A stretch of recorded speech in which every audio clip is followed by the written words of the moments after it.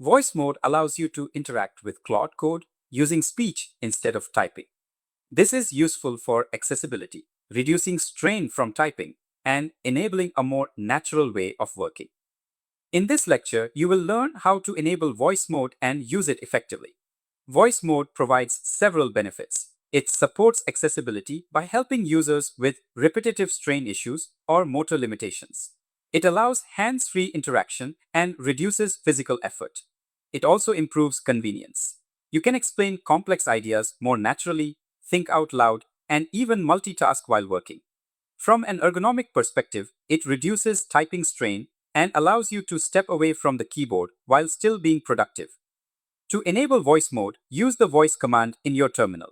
The first time you activate it, you will be asked to grant microphone access. Once permission is granted, voice mode becomes active and you can start speaking.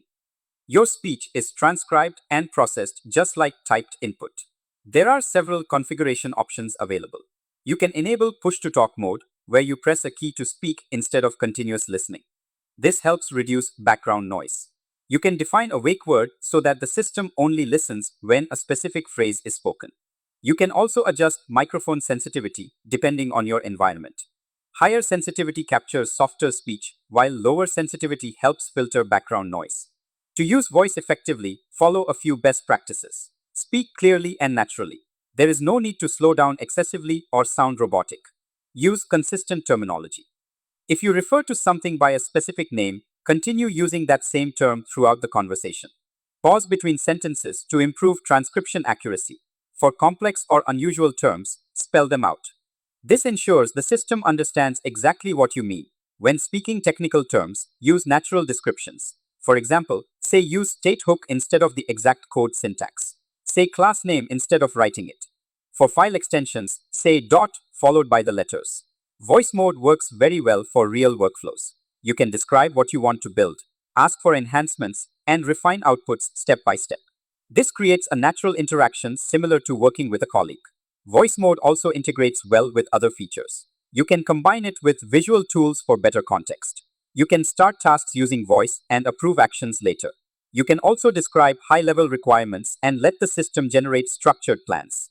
If voice mode does not work as expected, there are troubleshooting options. You can check the voice status to see connection details. You can test your microphone to confirm audio input. Common issues include unclear speech, incorrect transcription, timeouts, or background noise. These can be resolved by adjusting sensitivity, speaking more clearly, or switching to push-to-talk mode. It is important to understand when to use voice and when to type. Voice is more effective for explaining ideas, describing problems, brainstorming, and discussing code. Typing is better for precise syntax, copying code snippets, working in quiet environments, and executing quick commands. Most users benefit from combining both methods. Use voice when explanation is needed and typing when precision is required.